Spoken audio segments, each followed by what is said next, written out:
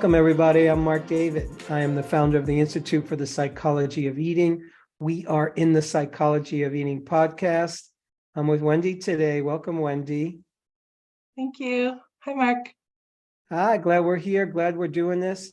If anybody's new to the podcast, here's what's going on. Wendy and I get to meet for the first time and have a session together with the idea of moving you forward in a good way. So, Wendy, if you could wave your magic wand, and if you can get whatever you wanted with food and body, what would that be for you?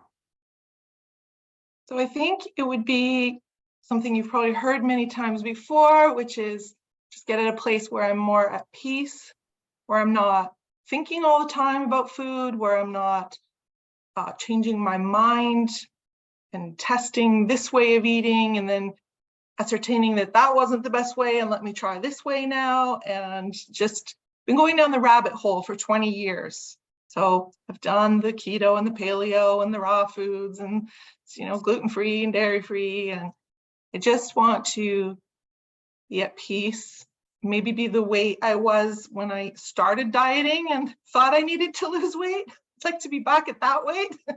Mm-hmm. So this has been a 20-year journey of going down the rabbit hole with dieting? Yeah.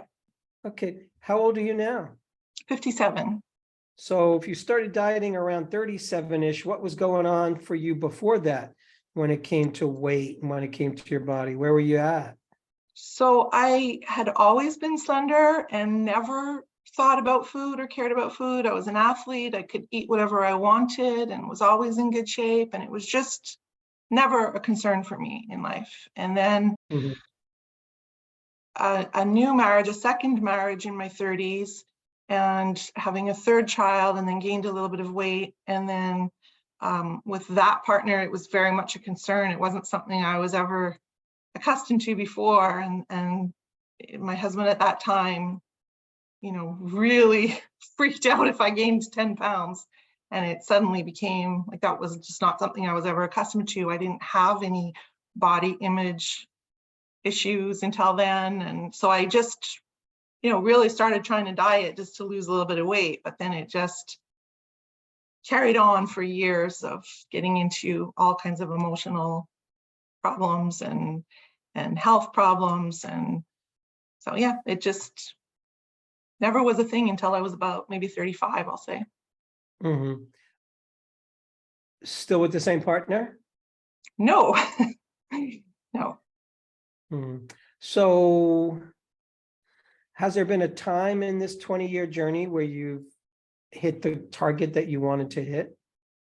Yes, it's been, very much ups and downs of going through, even studying myself, studying psychology and becoming a life coach and working on all the emotional issues, and came to a place of peace with, in terms of my own body image. I feel very happy now that I don't experience any kind of blame or guilt or shame or being hard on myself. That part is all very nice. And it shifted from caring about how I look in my jeans to then caring about health and wellness and how I feel and not being sick. So there's been that change a lot over the 20 years. Mm-hmm. Can you share what's going on with you health-wise?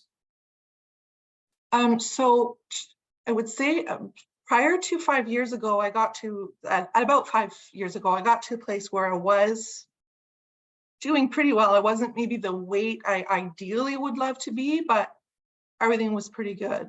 And then my new partner at that time, well, we had been together for 4 years and we were engaged, he passed away. So he had cancer. So during the year and a half that he had cancer, there became again a big focus on food and nutrition and supplements. And of course, with much more of a desperation attached to it than, in my 30s, wanting to look good in my jeans. Now it was all about survival for him, of course, but it was the constant focus every day was food and nutrition. And then when he passed away, right away after, my mother died. And then 3 months after that, my 23-year-old son took his own life. So it was... Oh, I'm sorry. Yeah, thank you. So that was 5 years ago. So of course, that was a period where I then just ate macaroni and cheese and cried and gained 40 pounds. And didn't care. I was pretty okay on myself that, hey, I'm going through grieving and I have to go through that. And who cares about the weight? I'll worry about that later. I'm dealing with my emotions right now. So then a year and a half ago, I got long COVID and I just lost 40 pounds, just dropped off. But the thing that I noticed in going to a naturopath and doing supplements and recovering from that was that for the first time, I did not feel hungry all the time. I did not have the appetite. And I know I've read your work and watched your podcast, and I understand the importance of appetite and that appetite suppressants are not a good thing. But it was such a relief to me to not feel constantly hungry. So that for about a year, I maintained that 40-pound weight loss that I had and was slowly being able to eat foods again. She had me on an elimination diet and I was absolutely fine, just eating some chicken and rice and broccoli, and was perfectly happy with that. But slowly, as she was adding more foods back into my diet, I have gained back about 20 of the 40 pounds. And now I am hungry again. And I just desperately want to go back to that feeling that felt so good of not always being hungry. Mm-hmm. Because it was so easy to keep the weight off because you weren't eating and you weren't hungry. And it was just such a relief because it felt like, oh, all these years of trying to figure this out and figure that out. And now it's just not an issue. It was just so good. And I'm happy that I can eat things again now. And I want to be enjoying, a nice glass of wine and a charcuterie board and some cheese and crackers. And I feel like, I am a foodie, even though I love health foods and I perfectly enjoy every health food that's out there. But I also just feel like I want to enjoy some of the finer things in life as well. And how can I do both? How can I enjoy some crackers and cheese and then not feel like, oh, I'm going to go pig out now. I'm going to eat the whole brick of cheese and the whole box of crackers. Mm-hmm. Which is possible for you? Oh, yes. Yeah. Mm-hmm. And the thing is, I love all food so much that if you put a bowl of broccoli or Brussels sprouts in front of me and a bowl of chocolate and told me I have to pick, I'd be slightly upset because don't make me pick. I want the Brussels sprouts as much as I want the chocolate. Right.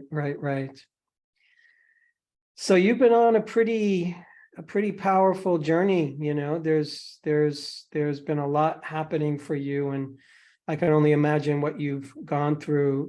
Again, I'm sorry for all your losses, and I'm also hearing that all of us have our own journey with food and body that's very unique to us, and yours is very unique to you. I'll tell you, a majority of people that I speak to when it comes to working with weight, it usually or oftentimes starts when we're really young. It starts when we're 12 and 13 and 14 and 15. Mm-hmm. And for you, it started in your mid 30s. And in a lot of ways, it was triggered in part by, childbirth, afterbirth, that whole experience. But it sounds like something really shifted in you in terms of if the person you're with, the person you're sleeping with, who's supposed to be loving you, is telling you you're not good enough, that's hard. Mm-hmm. That's hard. And we could be easily knocked off our feet in a certain way and start to lose our sense of self and our sense of value. So then you go about trying to lose weight by different diets, which is fine. I mean, it makes sense.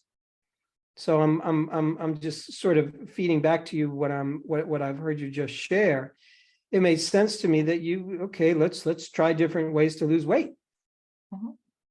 And along that part of the journey, some things work, some things don't. And all of a sudden you're eating because you're grieving, which is a whole different experience. Mm-hmm. It's completely different. I'm glad for you that there's a voice in you that understands, okay, forget about the weight for a little while, because grieving is grieving is grieving and it's hard to deal with, and it's arguably one of the most difficult emotions in the universe. And so it's good to give ourselves space to, how do I get through this? And if food helps you get through and you have some extra weight, then it's not the worst thing in the world. So I'm hearing you saying that you're at a point where, there's a part of you that doesn't have the same kind of shame that you might have had in the past around the body or the guilt, etc. And you just want to lose some weight. Well, it just felt so good when that 40 pounds fell off, even though it was, a sucky way to have it happen through COVID. But I mean, I felt so good after. Yeah. Yeah. Here's the thing about that. I understand that. I really do. And there's a certain thing that happens when we have a big, I'm going to call it easy weight loss. And what can happen is you get a temporary high. You really get a high because, oh my God, I got there. Oh my God, I didn't have to do anything. And it's just a high. There's the high of, part of it's reaching a goal that was just so hard to do. And all of a sudden, you're not doing anything and you're getting there. It's like winning the lottery. Exactly. It's like, I'm making all this money. I'm not doing anything. I'm losing all this weight and I'm not doing anything. So there's a high in that. And what I've noticed is that high that a lot of people feel when they have a significant weight loss, it's not a reproducible high. And it's easy to get attached to wanting to get back to that high. It's no different than an alcoholic who says to you, yeah, but when I have a bunch of drinks, I feel great. Yeah, but arguably the alcoholic, wants to not be an alcoholic, but that's maybe not healthy, but then it kind of is healthy for me to be a lower weight. Maybe. Maybe. Maybe. Here's the thing. I like to be very careful when just the collective, we get into the conversation about weight loss and we put health at the forefront of the conversation. I just like to be careful. Here, and the reason is as follows. There's so much collective conversation and so much collective momentum called weight gain equals bad for your health. The field of science, the field of medicine is infused with weight hate. And that weight hate informs a lot of how medical professionals and medical scientists go about their business and talk about weight and health and even do their research. Fascinating book called Health at Every Size. Have you heard of it? I've heard you mention it to another woman who did a podcast with. And there's all this compelling research. And the bottom line is in our extremes, extreme skinny, extreme obesity, you're running into health issues in our extremes. There's a middle ground where it's very nebulous as opposed to what weight actually does or doesn't do when it comes to health. You could have perfect weight and that doesn't guarantee you perfect health. I've observed many people in my life go through all kinds of diseases and die, and they had lovely weight. They were fine. So all I'm saying is it could be easy for us to use health as the number one reason for why I want to lose weight, when what it really is your preference, which is fine. I have no problem with you saying, I just want to lose weight because that's what I want to do. Because I think I'm going to look better. I'm going to feel better about myself. I think I'm going to feel better. I'm not as concerned with the looking better at this point. I mean, sure, that's nice. That's like a bonus. It's gravy. I just want to feel good. Okay, so what would the feel good feel like that's different from now? When you imagine I lose X amount of weight feeling good is going to feel like? So when I did lose the 40 pounds, it was being on the floor with my granddaughter, being able to just jump up very easily, not having to like get into a certain position to be able to stand up, just being able to stand up immediately off the floor. It's just being lighter and more flexible and just go up the stairs and not be out of breath. And granted, I don't have, after recovering from the long COVID, I'm not on any medications. I have no conditions, no diseases. I'm in more or less perfect health, but it's just that heaviness that prevents me from physically enjoying life as much. So is that the main reason you would say, just sort of that physical heaviness, that you would feel better without that physical heaviness, and that's the driver for you to want to lose weight? Yes, to want to lose weight, yes. Then there is the slight times when I do the emotional binge eating, which I've become very good at noticing and just stopping and realizing why I'm doing it. So that's getting better. And I haven't yet figured out when I'm overeating when I'm happy. Because if I realize I'm stressed and that I'm reaching for food, and I notice that, I feel there's a good reason for me to talk myself through that. But when I'm very happy and I want to overeat, I feel more like, well, I'm entitled to that and I deserve that. And that's in line with kind of spiritual abundance. And I should be able to eat all the good food I want. And so I don't really have a method for talking myself through when I'm overeating when I'm happy. So there's the two things, the physical part and then the emotional part. Understood. Okay. So I always like to always return to the baseline question of how is my relationship with food and body being a great teacher for me? How is your challenges around food and body being a great teacher for you?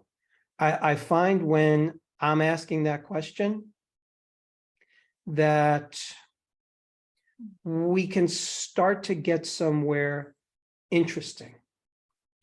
So what comes up for you when I ask that question? How right now in your life? Here's this challenge with food and body. Here's this challenge with weight. Here's this challenge with you eating when you don't feel good and eating more food when you do feel good. How is that a teacher for you? What's it trying to teach you?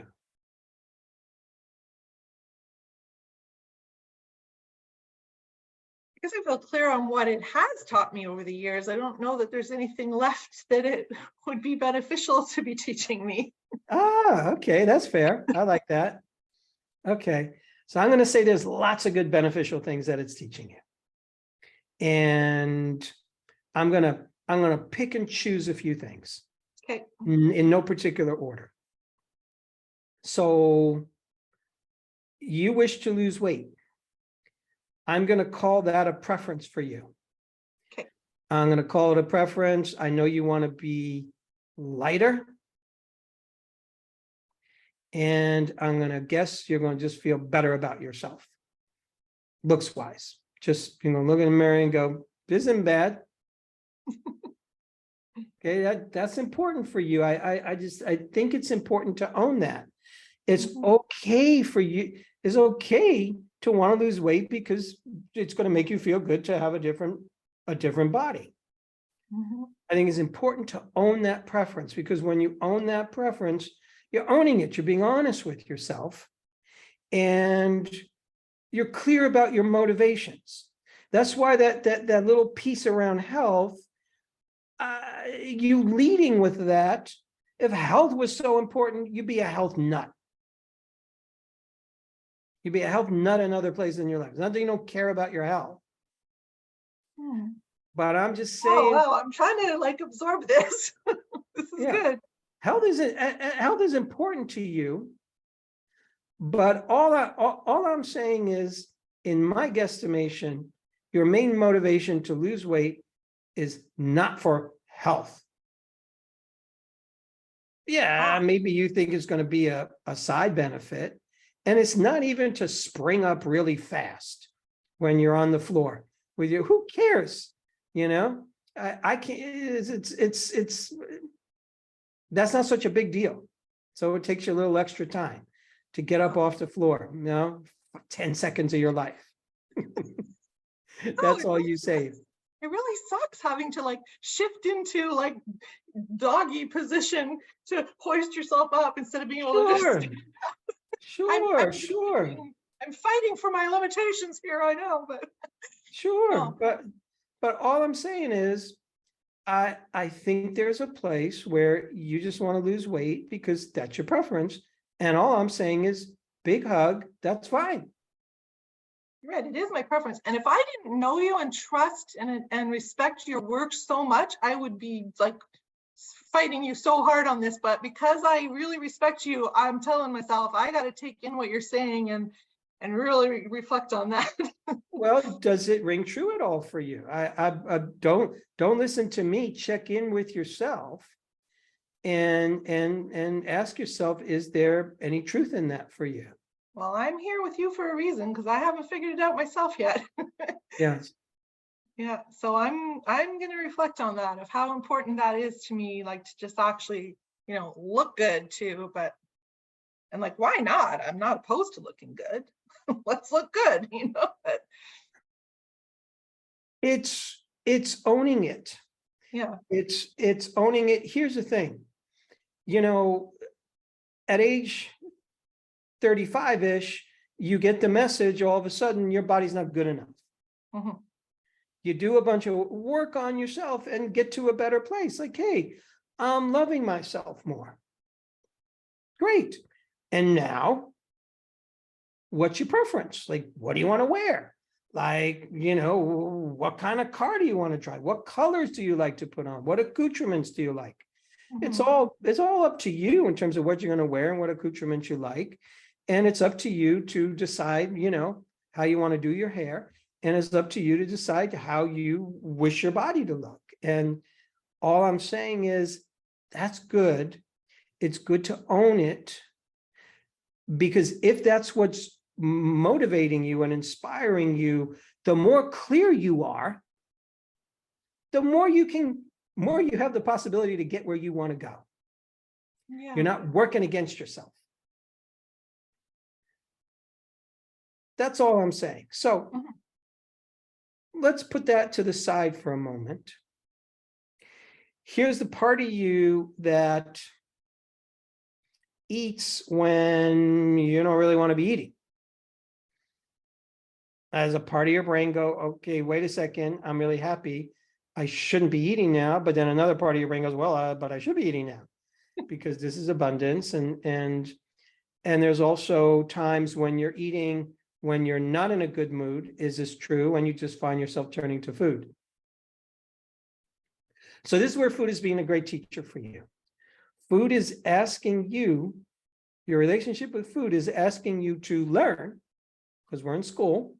It's a school of life. And there's certain things we're good at and certain things we're still learning. And you're learning how to regulate your emotions, dance with your emotions, be with your emotions in ways that work for you. You're learning how to be with your emotions in ways that work for you. When you use food to regulate your emotions, you don't always do it in a way that works for you. Correct. So all we want to do is get all of you on the same page. That's all. Just want to get all of you on the same page, because there are different parts of you talking. And that's one of the reasons why I was saying this is part of you that wants to lose weight. I'm wanting to point out that you and we, all of us, we tend to have a committee. Committee lives upstairs. And it's not just you up there. It's not just Wendy, one person making all the decisions and having all the conversation. There's actually a bunch of Wendys. There's Wendy who was 35 years old and was told like, hey, you're not good enough. And there's Wendy, the mature woman who's like, hey, I want to take care of myself. I want to be healthy. I want to feel good about myself. I want to eat the right things. And then there's probably little girl Wendy in there who's going, yippee, I'm in a good mood. Let's eat. Yeah. Let's party. So there's a part of you that wishes to, understandably so, reward yourself with food. I think it's very important to be very clear that rewarding oneself with food is not a bad thing. You know, I'll go out and eat on the weekend and I'll spend a little more money on a nice restaurant because I'm rewarding myself for a week of hard work going to my favorite restaurant. Food is a reward. Fine. I might have a nice dessert here and there. Why? Because it makes me feel good. And I deserve it. So nothing wrong with that. Particularly when it's the adult in me saying that. When it's the child in me saying that, the child in us is more like, I want what I want when I want it. And why can I eat like Fruit Loops at every meal? Because that's what I want. It tastes so good. Life is great. Let's celebrate. Yep. Bingo. Yeah. So you got that kid in you that just wants what she wants when she wants it because it's fun.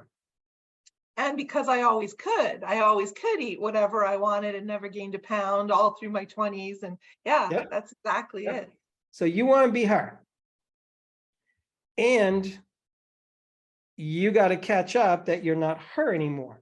Does her still live in you? Sure, the memory of her lives in you. Yeah. There's this part of you that's happy-go-lucky, and Mm-hmm. that is like, hey, I'm a woman who can eat whatever I want, whenever I want it. Yes, And that's the thing. that's you were living the dream. Yeah. You were definitely living the dream, and now you're not. Right.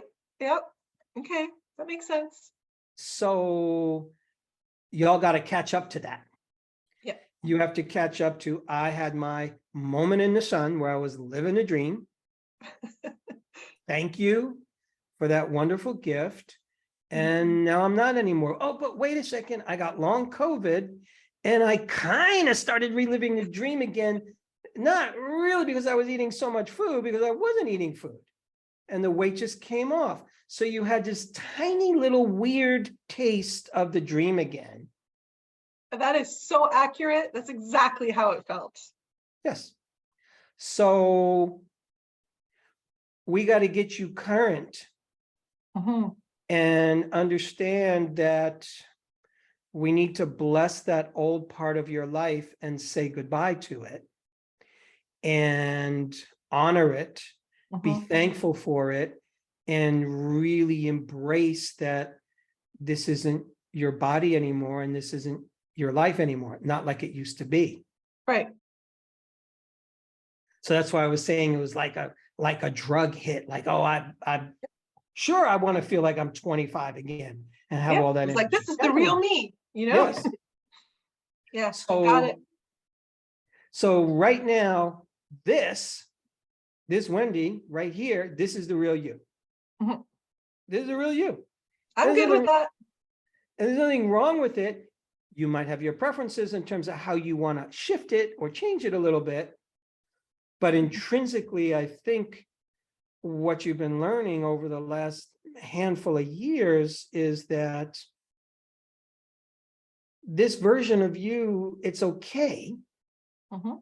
It's just okay. Like, it's okay. You don't have to be anybody else. But you can have your preference. But if you never lost another pound,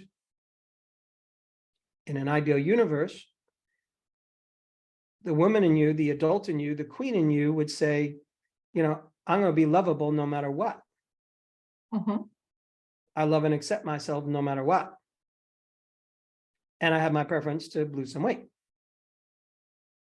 And in order to move towards what I'm going to say is your more natural weight. I don't know how much weight your body has to lose. Nobody knows how much weight a body truly has to lose. People make up numbers.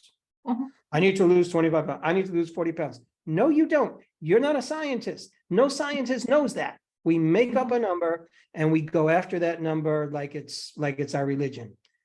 And we have to learn how to understand that it's a preference, to understand that there's a mystery, to understand that the only way to shapeshift your body and find a different weight is to do it in a way that's natural and sustainable. Mhm. So the first part of our conversation was you saying, I want to have peace. What I believe you want to have peace from, and you kind of said this, I'm just putting different words around it, is your head is cluttered with all this information. How do I lose weight? You go on this diet, you go on that diet, you eat this, you don't eat that, and I all say something different, and this works, this doesn't work, that used to work for her, worked for him, didn't work for me. And it's all confusing. And you're not getting where you want to go. Yeah. And so you just want peace, because that committee is all yelling at each other. They're all talking. So the kid in you just wants to eat whatever she wants and not gain any weight.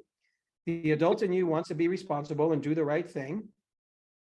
The part of you that just wants to weigh exactly what I want. You know, she's talking, but you're not really giving her enough voice. And you put at the head of the table the person who says you need to be healthy, which means you need to lose all this weight in order to be healthy. And that's not necessarily the most accurate voice. I mean, I saw my boyfriend, fiance die of cancer, and then my mother die of cancer right after. So there was a big fear around health, and then attached to, nutrition, because both of them tried so hard through nutrition to turn it around. And I was doing all the research. And so I do have a lot around health. Yes. Sure. I totally understand that. What I'm just asking you to do is decouple the intensity of food will save me. Right. From death. The food saves nobody from death. Everybody dies no matter what I witnessed that. Yes. So everybody dies no matter what they eat. I've witnessed that too, with my parents, with aunts, with uncles, people who were healthy, people who exercised, people who were, hiking 25 miles a week and died. So there's no guarantees relative to what you eat. I've had relatives who've eaten the worst diets and they live to be in their 90s. That's my dad. He's on no medications, has no diseases. He's happy-go-lucky guy, has been his whole life, and he eats a grilled cheese and a donut every day. And I'm not kidding, every day. He goes to a fast food restaurant and has a grilled cheese and a donut. And every time he does blood work, his doctor says, keep doing whatever you're doing. And he says, right, grilled cheese and donut. The new.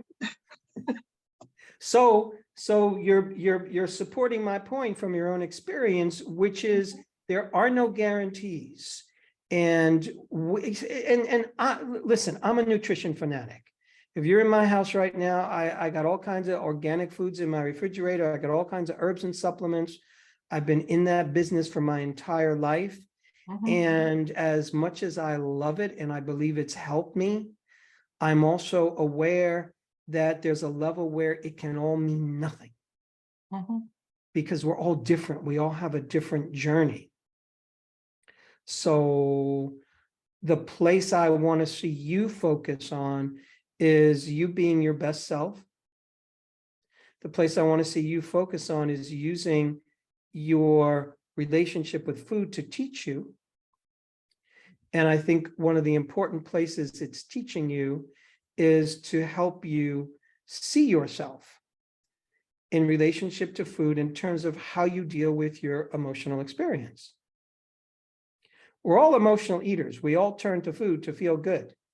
We all eat with emotion. You have a celebration, you're eating with emotion. A holiday dinner, you're eating with emotion. Going out on a date, that's an emotional eating experience. And yeah, you could eat for stress and boredom and all that other stuff, but we're emotional beings. So we're going to be emotional eaters. It's about you learning how to make it work for you. So part of it for you is understanding that the kid in you isn't going to get what she wants. I love that. That's been the biggest breakthrough today. Yes. So if the kid in you is not going to get what she wants, it's always nice when that kid in you pops up, because she's going to pop up. She's going to say like, hey, Wendy, let's party, let's eat. And you, the adult, can step in and go, honey, big hug, but that's not going to necessarily serve us in this moment. Or, honey, we're going to have one donut. But I want you to eat that donut real slow, and I want you to enjoy it and savor it, because that's going to be your moment. Oh my God, I haven't had a donut in about 10 years, Mark. But yeah, I hear what you're saying. That's awesome. So to learn how to treat that kid in you like a kid, and we have to give kids guidelines. We have to give them tough love sometimes. We have to let them know, yeah, here's what you want, but here's the rules. That is so cool. I thought it was the more kind of spiritually aware, evolved, law of attraction-y person that was saying, I could have the abundance. And this is so enlightening to me now, because you're 100% right. That it's not her, it is the kid. So what a great thing to be aware of, because that's why you're eating when you're feeling good. Yeah. Because it's party time, and it makes sense. It makes sense to the adult mind and the child's mind. We're feeling good. Let's celebrate. But you have to call in your queen, your adult, the royal part of you. Now, I love it. yes. Now, Thank you. Now, here's the other part of you that is going to eat when, you're not feeling so good. So the practice there, and it's a practice, is learning how to catch ourselves. Yeah. Learning how to getting better and better at that all the time. So yes. Yeah. And it's a practice, and it's learning how to catch ourselves and forgive ourselves. Yeah. And I think it might be interesting for you to focus on, maybe, I don't know if you've ever done this for yourself in recent years, but just write down a list of all your choices for breakfast, lunch, dinner, and snacks. Like, what are the foods I tend to gravitate towards for those meals? What are the foods that I think are healthy for me and I kind of enjoy them? So instead of following a diet, following a specific system of eating, let's create the Wendy system, because you've already learned a bunch of things. Maybe take some of the greatest hits from those different systems. And the peace of mind comes when you say, something, no matter what any human being eats, including myself, we're all going to end up in the same place. So I get to choose what I'm going to eat and what kind of person and eater I wish to be. So yeah, if you value health, then you gravitate towards healthier foods. If you value pleasure and a little celebration, then mix in some pleasurable and celebrational foods that might not be on your perfectly healthy list, but it's not like you're eating it all the time every day. So it's really looking at your life and looking at what you value. Yeah. Because I'm with you. I value health. I also value pleasure. So I look to strike that balance. I also have my preference for how much I weigh. So yeah, there's going to be certain points when I definitely want to have more food. I want to eat more, fill in the blank, bread, pasta, whatever it is. And in order for me not to do that, I have to enjoy what I'm eating. I have to be present to it. And I have to be clear in myself what my value is, what I'm valuing in that moment. Yeah. So it's not a fight. It's not about eat this, don't eat that. Because part of it for you also, there's a little bit of good girl, bad girl going on in there. Yes. I'm a good girl if I eat like this. I'm a bad girl if I eat like that. Yeah. So good girl, bad girl keeps us in the child's mind. Because that's how we often relate to our children. You're being a good girl, you're being a bad girl. Here's what good girls do. Here's what bad girls don't do. So, so it's you letting go of the good girl and bad girl conversation and just looking at foods not as good or bad, but looking at foods as what you feel generally enhances your health and what you feel generally will detract my health, especially if I eat too much of it. Yeah. There's a concept from the field of toxicology. The dose makes the poison. Oh my God, don't eat sugar, it's bad for you. Don't eat this, it's bad for you. Don't eat it. Well, guess what? The dose makes the poison. Right now, you have all kinds of toxic chemicals circulating in your body, not enough to kill you. Yeah. What happens is we make foods bad and wrong. And then if we're inclined to eat those foods, then what happens if I eat the bad food? It makes me a bad person. That's where the mind goes. If it's a bad, if I label the food as bad, morally bad, evil, bad, then if I eat it, I'm a bad person. And what do you do to bad people? You punish them. How do you punish them? You make them exercise, or you have less of that food, or you have more of that food, or we self-reject. So I want to see you leave that entire conversation. So question, do you think it would be a better idea? What I do now is absolutely everything in my house is always organic, healthy, really good, along with some, I'll make myself my own little organic, sugar-free cookies, you know, like there's some treats involved, but it's all organic and gluten-free.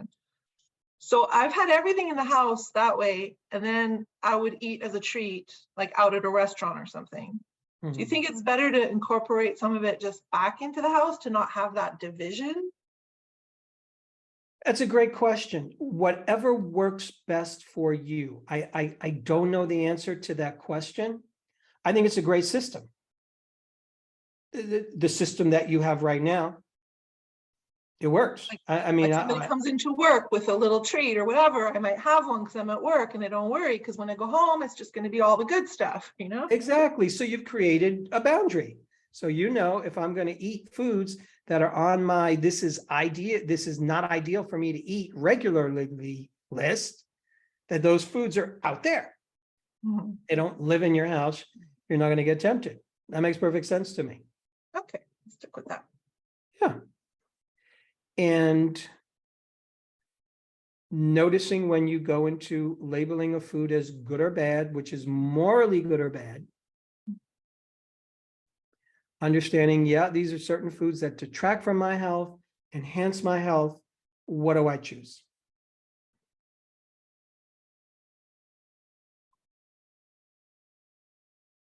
And we talked about you and little Wendy, the child in you,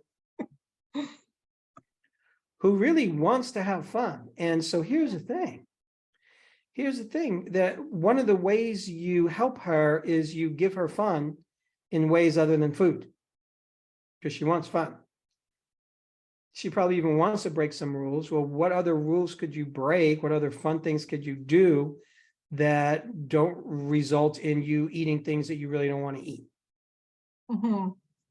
What are the other? Everything fun in life is attached to food. Yeah. So it's understandable. And that's where we need to learn how to branch out. Yeah. Truly.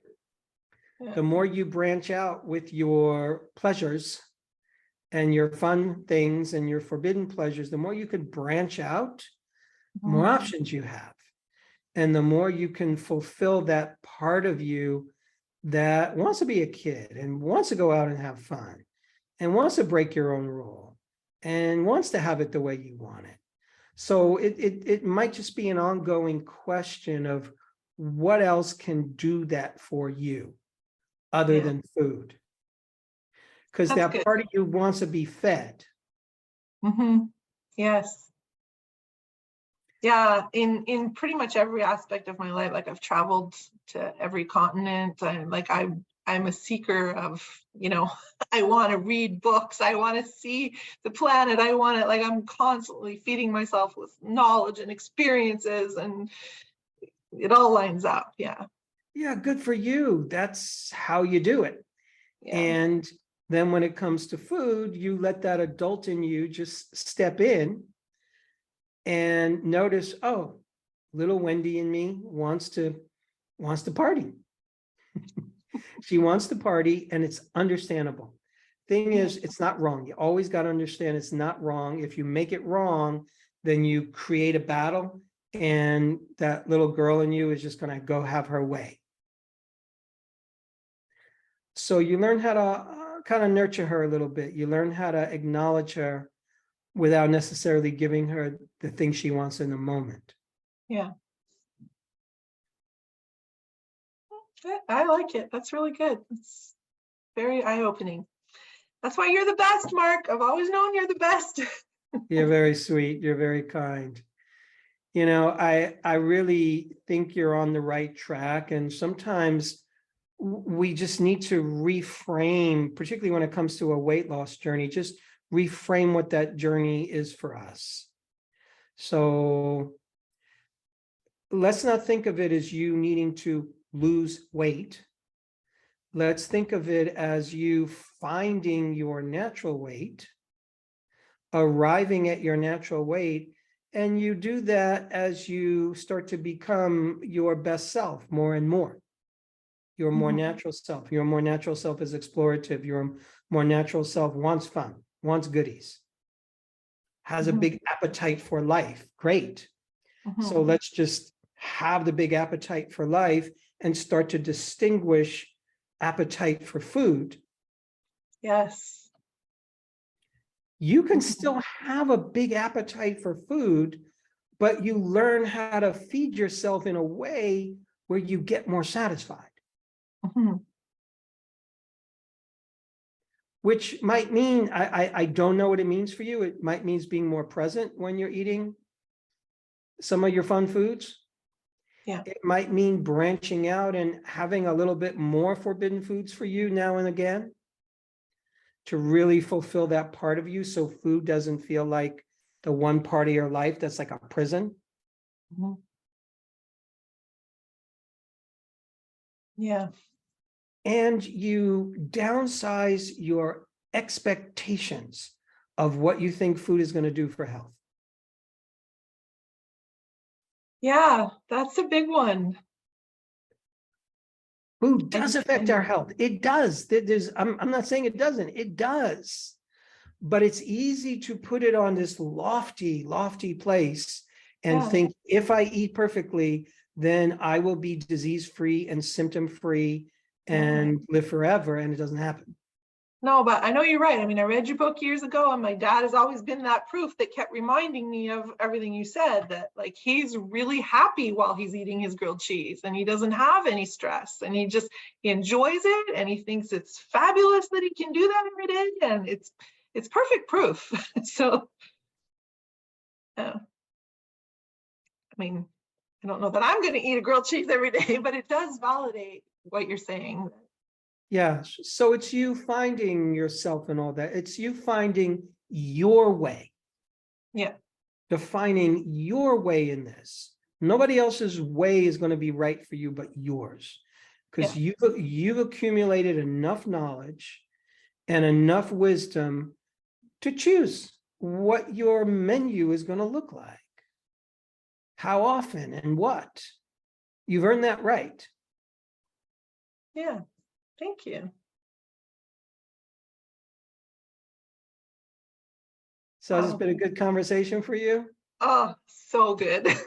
I'm so glad. Yeah. Thank you so much. That was great. You're a blessing to the world, Mark. Thank you. I appreciate your kind words, Wendy. Thank you so much. Take care. And thanks everybody for tuning in. Take care, everyone. Hey friends, we're so happy that you've joined us for another episode of The Psychology of Eating with Mark David. Are you loving these episodes? Then simply subscribe and you'll never miss an episode again. We'd also love it if you'd leave us a comment below so we can hear more about your own journey with food and body. And if you're curious about what we offer at the Institute for the Psychology of Eating, including our internationally acclaimed coach certification training that's rooted in dynamic eating psychology and mind-body nutrition, please head on over to our website, psychologyofeating.com. Until next time, take care, and remember, having the body you want starts with loving the body you have.